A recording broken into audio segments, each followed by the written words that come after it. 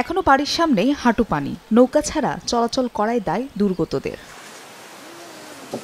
কিছু কিছু এলাকা থেকেই পানি নেমে গেলেও ঘরের বেহাল দশা, কাদা আর নোংরা পানিতে আসবাবপত্র নষ্ট হয়ে গেছে।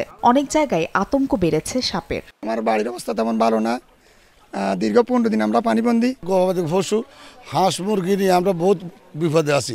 রাস্তাগুলোরও ভঙ্গুর দশা, সৃষ্টি হয়েছে বিশাল বিশাল গর্ত।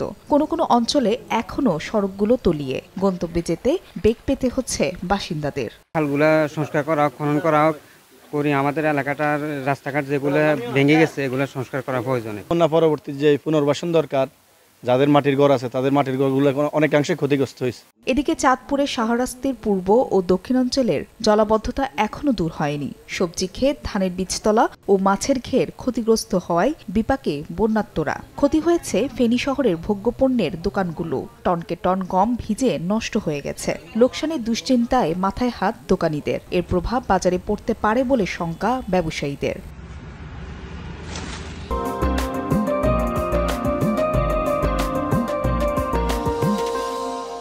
এছাড়া বন্যা কবলিত এলাকাগুলোতে দেখা দিয়েছে পানিবাহিত রোগ, চর্ম, ডায়রিয়া, জ্বরসহ নানা রোগে আক্রান্ত হয়ে হাসপাতালে চিকিৎসাধীন অনেকে।